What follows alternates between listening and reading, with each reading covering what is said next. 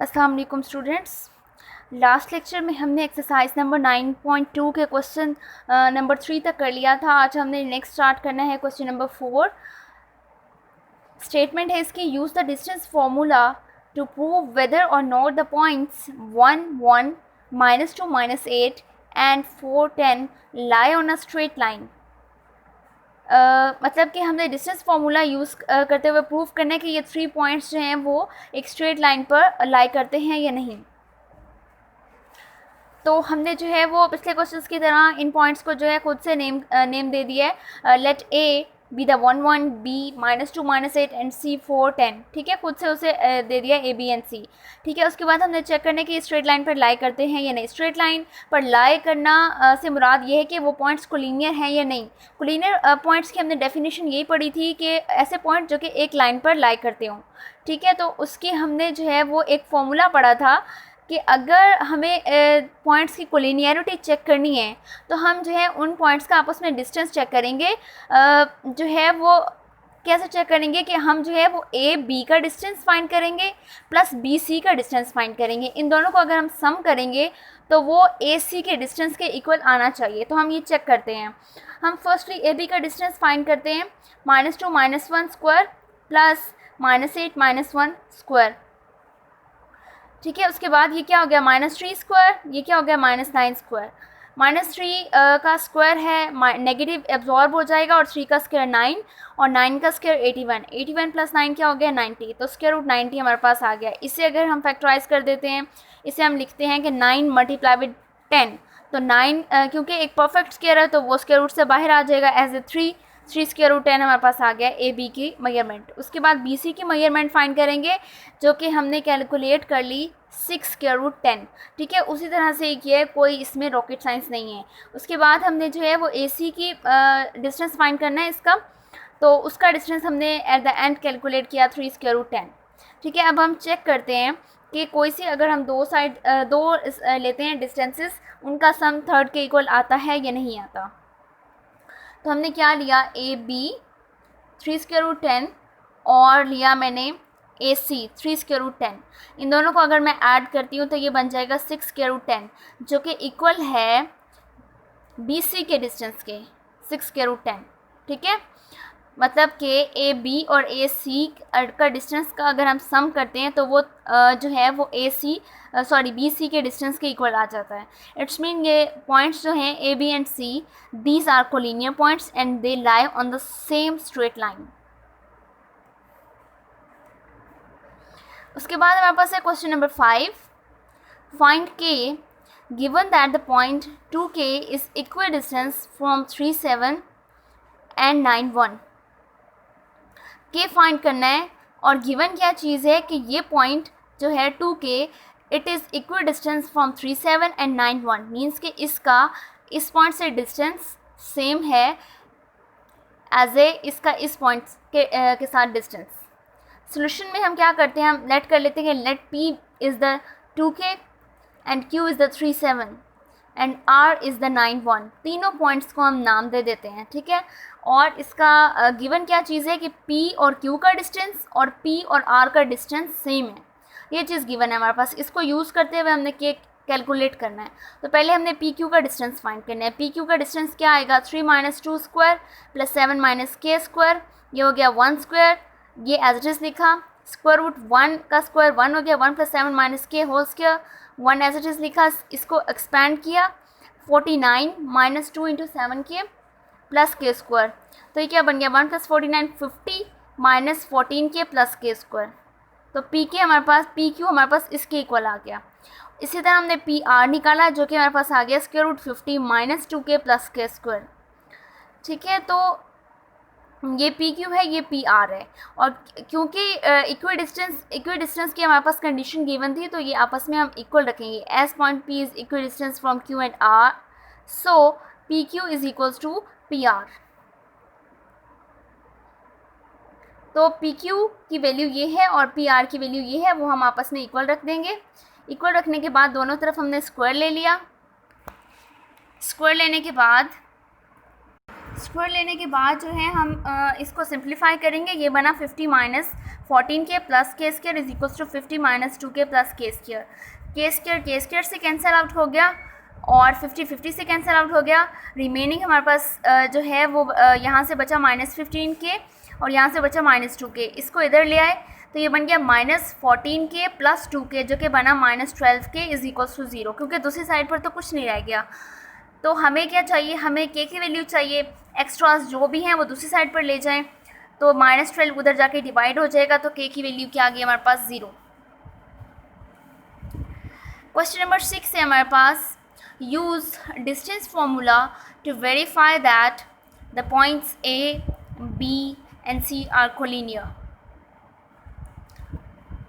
तो हमने क्या करना है, ए बी का डिस्टेंस फाइंड करेंगे जो कि हमारे पास आ गया 12.37, बी सी का डिस्टेंस फाइंड करेंगे जो कि हमारे पास आ गया 20.62। इसी तरह से हम जो है वो सी ए का डिस्टेंस फाइंड करेंगे जो कि हम बहुत बार कर चुके हैं पिछले एक्सरसाइजेज में, तो वो क्या आ जाएगा 8.25। तो हमारे पास ए बी भी आ गया, बी सी भी आ गया, सी ए भी आ गया। अब हमने कोई सी दो ऐसी जो है वो डिस्टेंसेस लेने हैं जिनका सम थर्ड के इक्वल आ जाए। तो ए बी प्लस सी ए अगर किया जाए 12.37 प्लस 8.25 तो वो आ जाएगा 20.62 के इक्वल। ठीक है, तो इट्स मीन के given points A B and C are collinear. ठीक है, हमने कोलिनियरिटी की जो कंडीशन थी उसको हमने चेक किया है, तो वहाँ से क्लियर हुआ कि ये जो गिवन पॉइंट्स हैं ये कोलिनियर है।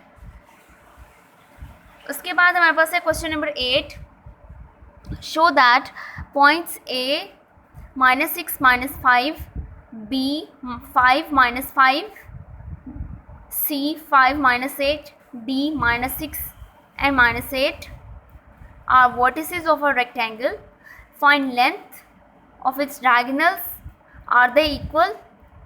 हमें जो है वो चेक करना है कि ये जो पॉइंट्स हैं ये वर्टिसेस हैं रेक्टेंगल के, ये हमें शो करना है। ठीक है, चेक करना है, जैसे हम पहले चेक करते थे कि ये वर्टिसेस हैं इक्विलेटरल के या आइसोसेलेस के या पैरेललोग्राम के, जो भी है। ठीक है, तो हम उस तरह से चेक करेंगे और डायगोनल्स की लेंथ मेजर करेंगे और ये चेक करना है कि वो इक्वल हैं या नहीं। तो फर्स्टली जो है हम इन पॉइंट्स को प्लॉट कर लेते हैं ग्राफिकली। पहला पॉइंट है -6 एंड -5, तो उसी तरह से पहले हमने प्लॉट करना है कि x डैश y डैश। ठीक है, और नंबरिंग देनी है, नंबरिंग 6 5 है और मैक्सिमम नंबर जो है वो 8 गिवन है, तो हम जो है वो नेगेटिव वाली साइड पे 8 तक चले जाएंगे। तो हमने यहाँ से काउंट करना स्टार्ट किया 1 2 3 4 5 6। यहाँ पे नेगेटिव साइड पे -1 -2 -3 -4 -5 -6, और y वाली साइड पे मैंने नंबर्स नहीं लिखे। क्यों नहीं लिखे? क्योंकि हमारे पास गिवन पॉइंट्स में पॉजिटिव y एक्सिस वाली तरफ कोई पॉइंट है ही नहीं। अगर यहाँ पर आप नंबरिंग कर देंगे तो भी कोई प्रॉब्लम नहीं है। ठीक है, लेकिन उसका कोई फ़ायदा नहीं है। उसके बाद जो है वो हम नेगेटिव वाली साइड, नेगेटिव y एक्सिस वाली साइड पे जो है वो नंबरिंग करते हैं और वो हमने जो है वो -9 तक कर दी। उसके बाद हम नंबर प्लॉट करना स्टार्ट कर देते हैं। पहला है उसका एक्स कोऑर्डिनेट है -6, मीन्स के ये वाला -6। इसी डायरेक्शन में हमने मूव करते आना है। कहाँ तक करना है? -5 तक। -5 तक क्यों करना है? क्योंकि y वाला कोऑर्डिनेट -5 है, तो -6 से यहाँ तक चलते मैंने यहाँ पर जो है वो पॉइंट लगा दिया। उसके बाद सेकंड पॉइंट है 5 है -5। 5 है पॉजिटिव वाली साइड पे, तो यहाँ पर चलना है, और -5 है, -5 y का कोऑर्डिनेट है, तो 5 से चलते चलते -5 तक आ जाना है। यहाँ पर पॉइंट लगाया, ये हमारे पास सेकंड पॉइंट है। इसी तरह से हमने लोकेट करना है 5 एंड -8 जो कि हमारे पास थर्ड पॉइंट है। उस तरह से करना है -6 एंड -8 जो कि हमारे पास D वाला पॉइंट है। तो अब हमने 4 पॉइंट्स ड्रॉ कर ली हैं, तो अब जो है हम इन्हें ज्वाइन कर देंगे आपस में। ये क्या बन गया? बज़ाहिर एक रेक्टेंगल ही लग रही है। ठीक है, उसके बाद हमने जो है वो डायगोनल बनाने के लिए B और D को मैच कर दिया, A और C को मैच कर दिया। अभी हमने ऑरली प्रोसेस किया, मतलब कि ग्राफिकली प्रोसेस किया। अब हमने इसे मैथमेटिकली सॉल्व करना है। उसके लिए हम क्या करेंगे? AB का डिस्टेंस मेजर करेंगे, BC का डिस्टेंस मेजर करेंगे, CD का डिस्टेंस मेजर करेंगे और AD का डिस्टेंस मेजर करेंगे। ठीक है, AD या DA एक ही बात है। ठीक है, क्योंकि डिस्टेंस हमेशा पॉजिटिव होता है, तो DA निकाल लें या AD निकाल दें, कोई मसला नहीं है। तो हम कैलकुलेट करते गए। AB का डिस्टेंस 11 आया, BC का डिस्टेंस 3 आया और DC का डिस्टेंस जो है वो 11 आ गया, और इस तरह AD का डिस्टेंस हमारे पास 3 आ गया। हमने देखा कि AB जो साइड है ये वाली, ये किसके इक्वल आ रही है, DC के इक्वल आ रही है। बज़ाहिर देखने में भी, फिगर में भी ये आपस में इक्वल है, और इनकी मेजरमेंट्स जो आई हैं वो भी इक्वल आई हैं, 11 11। ठीक है, it's mean AB is equals to DC and AD means के AD is equals to BC, जो कि 3 वैल्यू आई है। So opposite sides are equal. एक प्रॉब्लम तो सॉल्व हो गई। मीन के रेक्टेंगल में ये होता है ना कि अपोजिट साइड्स इक्वल होती हैं, और ये होता है कि उसका ईच वर्टेक्स पे जो एंगल बन रहा होता है वो 90 का बन रहा होता है। एक हमने वो चेक करना है, और ये चेक करना है कि उसके डायगोनल्स की लेंथ इक्वल है या नहीं। डायगोनल की लेंथ कैसे फाइंड करनी है, डायगोनल्स मीन के B के पॉइंट्स भी हैं आपके पास 5 एंड -5, और D के पॉइंट्स भी हैं, तो इसकी आपस में लेंथ मेजर कर लें। BD की लेंथ आ गई √130, इस तरह AC की भी लेंथ हमने निकाल ली। उसके बाद जो है वो डायगोनल्स जो हैं वो इक्वल आ गए लेंथ में। यहाँ पे भी AC की भी √130 आई थी और BD की भी 130 आई थी, इस वजह से डायगोनल्स इक्वल आ गए। अब हमने क्या करना है, अब सारे काम हो गए, एक रह गया कि हमने ये चेक करना है कि रेक्टेंगल का हर वर्टेक्स पे एंगल 90 का है या नहीं। हम किसी एक पे चेक कर लेते हैं। ठीक है, एक पे चेक करने के लिए क्या प्रोसेस करना है, एंगल 90 का चेक करने के लिए क्या होता है मेथड। ठीक है, एंगल 90 मीन्स के राइट एंगल चेक करने का मेथड हमने क्या करना है, हमने जो है वो बज़ाहिर इसे देखें, अगर हम देखते हैं A, D और C को, तो ये क्या बन रही है, एक ट्राइंगल बन रही है, राइट एंगल ट्राइंगल। यहाँ से देखें A,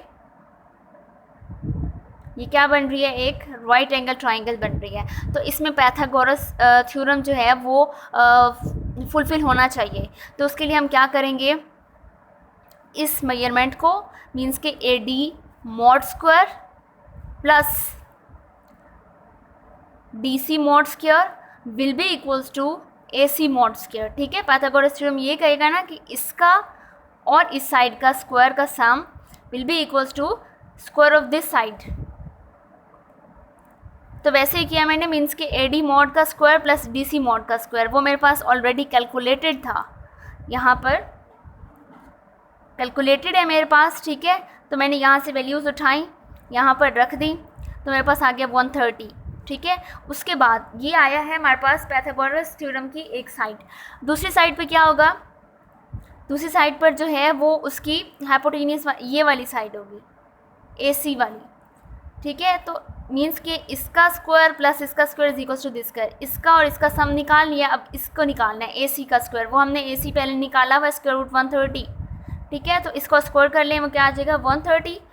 ठीक है, तो हमारे पास जो स्क्वायर निकला दो साइड्स का वो 130 आया, और जो सिंगल साइड है वो भी 130 आई।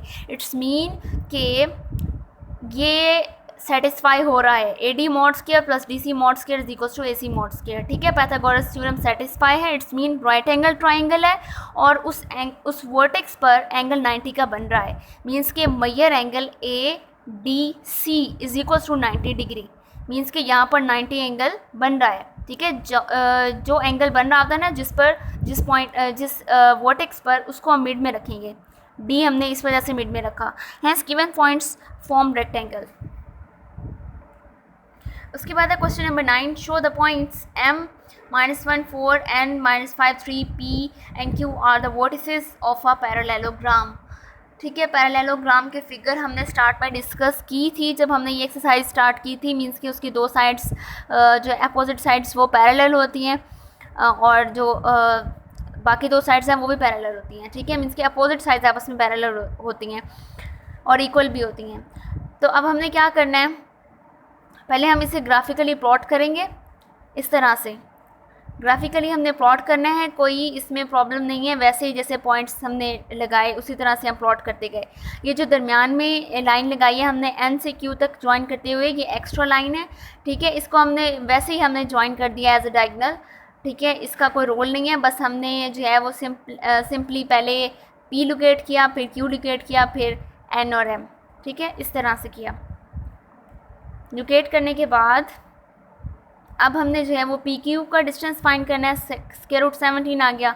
उसके बाद MN का डिस्टेंस फाइंड आउट किया, जो कि मेरे पास √17 आया। उसके बाद NP का, वो भी √72 आ गया। MQ का किया, वो भी 72 आ गया। ठीक है, अब देखें इस पैरेललोग्राम में कौन सी दो साइड्स आपस में इक्वल हैं। PQ जो है वो NM की इक्वल होगी, और जो पी एन है वो क्यू एम के इक्वल होगी, ठीक है। तो बज़ाहिर यहाँ पर भी यही है कि पी क्यू एम एन के इक्वल है जो कि स्क्वायर रूट 17 है, और एन पी एम क्यू को इक्वल है जो कि स्क्वायर रूट 72 है। इट्स मीन कि गिवन जो वर्टिसेस हैं वो गिवन जो पॉइंट्स हैं वो वर्टिसेस हैं पैरेललोग्राम के। किस तरह से चेक किए, उनके आपस में हमने डिस्टेंस फाइंड किए, साइड्स की लेंथ फाइंड की, जिससे हमें क्लियर हो गया कि जो है ये पॉइंट्स जो हैं ये वर्टिसेस हैं पैरेललोग्राम के। नेक्स्ट हमारे पास लास्ट क्वेश्चन है इस एक्सरसाइज का, question number 10। Find the length of the diameter of the circle having centre at C -3 6 and passing through point P जिसके कोऑर्डिनेट्स दिए हुए हैं 1 और 3। हमने क्या करना है, find the length of the diameter of circle.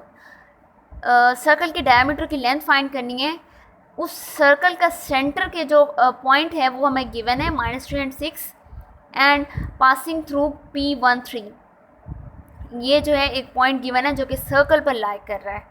हमने एक सर्कल ड्रॉ किया जिसके डायमीटर की लेंथ फाइंड करनी है। डायमीटर क्या होगा, इस पॉइंट से लेकर इस पॉइंट तक का डिस्टेंस डायमीटर होगा, अदरवाइज इस पॉइंट से लेकर इस पॉइंट तक का डिस्टेंस डायमीटर होगा, ठीक है।